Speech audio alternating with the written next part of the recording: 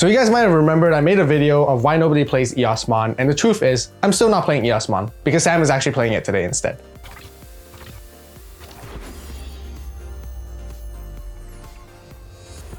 So excited to be playing this deck today. We get second off the dice roll, which is actually perfect for this deck. A little extra memory never hurts. This hand, though, is not ideal. Yes, we have the Tamer. Yes, we have some Eosmons, but in this build particularly, we really want to find that rookie because we want to start Digi-evolving in the back as soon as possible. Because we are trying to utilize the level 4 Eosmons when attacking effect as much as possible in this deck. So this matchup is a little bit tough for us because, you know, this deck is definitely going to be running the Crimson Blaze and it's got that protection. So Eosmon decks don't really have too much removal. So it's going to be quite hard for us to remove his stack if he gets up into it. We don't have the rookie off here, but we do have the Analog Youth, which allows us to search out that rookie. And then ideally, again, you want to start building up that stack in the back and we're able to set our opponent to 1, which is perfect. Our hand still isn't looking the greatest. We have 3 Louis here. That isn't necessarily the best early game, especially when we don't have that rookie to utilize Louis' effect of pushing something up. So again, it's just nice to keep it safe in the back because we want to get that snowball effect going where we can play as many Eosmon as possible. Again, with that stack, because we want, if it gets deleted, we want to be able to use that Analog Youth inheritable. The Minnow here is actually perfect because it's going to allow us to search a little bit more, which ideally we're going to be needing to find that level 6 Eosmon as soon as possible because we want to be able to remove something. But again, our trash isn't set up either. But having the Minnow here is going to give us a little bit of search because, we really need to find those pieces that we are missing. We do find the rookie, which lets us search a little bit if we can get it out and be able to delete something with it. Right here, I'm going to make the decision here to swing with Eosmon because, again, in order to get that level 6 to effectively work, we need to fill our trash with some more Eosmon. I believe we only have 1 at the moment, and we need at least 2 to be able to delete something on board. Again, he has the protection on the larger stack there, so the only one we can actually basically efficiently target is the smaller level 4, and we need to delete something because he's going to win next turn if he's able to get into his big stack. So we actually play the Louis here to get a little bit of search. I should have swung into the Metal Greymon to guarantee that search, but instead I swung at security and I got punished for it by hitting the tie and effectively gaining jamming, which sucks because we really did need that search, and we don't really have much of a follow-up play in hand. Obviously we want to give our opponent as little memory as possible while also maintaining like momentum for ourselves. And I maybe should have played the Louis here, but instead I'm going to play the level 4, which again was a mistake because it allows my opponent to play that Tamer as well, and he gained that extra value right there off the tie. So we just have to hope that there's something in security that is going to save us here because he's effectively got game on board. I believe that War Greymon is 3 checks, and he's got the other Greymon in the back there. We did hit into the Eosmon, which actually saved us so much right here because again we still can't find that level 6, and it helped us essentially stay alive and gives us that opportunity to clear his board next turn. Again, we still need to find that level 6 in order to do so, but now that we have those Manoas and that Morphomon there, we have so much search capability here. So we swing play, and again searching with Manoa, we find it, which is amazing, and now our trash is effectively loaded up with enough Eosmon that we're able to execute its effect properly. And when you Digivolve here into the Eosmon, the level 6, you get to put underneath an Eosmon for every Tamer that's in play. So I could technically put a lot of Eosmon underneath, but you only get that extra security attack for every 3 Digivolution sources. So technically I should have only put 2 Eosmon and maybe set up my trash or had my trash available to go into that next Eosmon play just in case, because that extra Eosmon isn't really effectively doing anything for me. Yes, it gives me that DP, but there is not much in my in his security that will delete it. And right here, I am so scared of Crimson Blaze, and on the off chance that we can't finish out game here, I swung with my little guys first in case I hit as Crimson Blaze, and they ended up being deleted. And then we have game right here. Thank you, Quartzmon! Wave 2 is here. We got 2 new products. You guys love the first series Cyberzone so much, we decided to make some new color variations just for you. We also have a brand new design for the winter season, where we have our second series, Winter Zero. And this time, it comes with different colorways right off the bat. The new drops are now live on the AVAULT store right away for pre-order, so be sure to check it out. Both new drops have single and 2-player versions as well. Moving into game 2, it looks like we are going first here. Off the starting hand, we are looking for, again, that rookie, some kind of tamer, and that level 4 to start building up. And right here, we have a very, very good starting hand. So I changed my mind here and decided to go into the Agumon just to give it that extra 2000 DP. And for search capabilities later on, we have the Morphomon available because we already have 2 tamers in hand. And we have the nice awesome combo here already of the Louis and the Ukomon, which is perfect. We're just missing that level 5, so we are going to have to try our best to find that as soon as possible because we have, again, quite a good combo right here. We are going to just play the Manoa. That'll give us the memory for the next turn again, so hopefully we draw that level 5 and set up, and then if not, we have the follow-up play of digivolving into the Morphomon in the back and then using Louis to promote to swing for that search. But the one problem is they're playing Pillowmon, and with that card is the bane of this deck's existence because we cannot play Digimon with effects, and that is the entire Eosmon deck right here. So we have to do something about that ASAP. We do have the Rapidmon, and that is the whole reason for running the Rapidmon is to get rid of these little floodgates like that. So we're gonna swing here with the Eosmon. We can't play the one attacking effect because of the Pillowmon. We're actually not able to play any Digimon with effects at all, but we're gonna use it here for a little bit of a cheeky play, some free tamer play. So we're gonna use that Eosmon to play the Louis. It's gonna let us promote, and then right here we can go right into Rapidmon, and because we have those 2 tamers, we can effectively clear their board. So that was a pretty good play there to remove the floodgate because, again, that stunts this deck so much, and they're effectively going to 3 anyway, so we're in a pretty good position.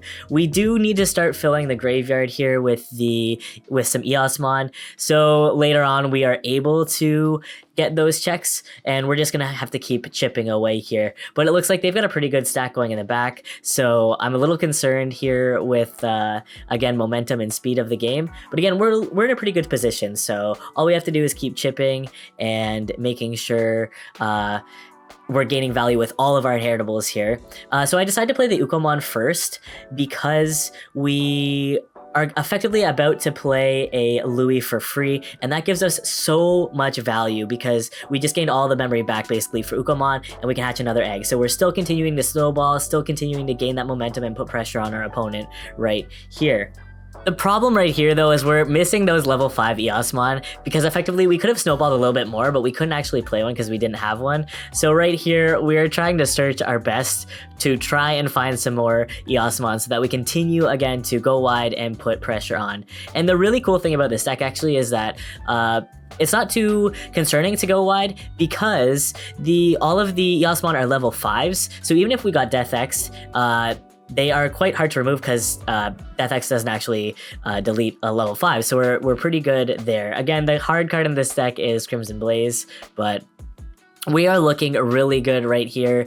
Now, Vaccine is going to have to pull off some crazy combos here to be able to cover, but it looks like we have game guaranteed right here. Again, just being able to snowball and get so much value from attacking just for free and not really worrying about if your Digimon are dying because, again, it helps you with your win condition, right? So right here, they are going to reduce, and then they go into the Kazuchimon, so you're going to see them heal 3 cards. And again, we're still looking good because even with the 3, we still have game on board, which is perfect. They do, however, have 2 swings with that Beltmon inheritable. So right here, they start clearing our board. Again, we have that longevity. We have that ability to come back really quick and snowball again because of Eosmon's when attacking effect.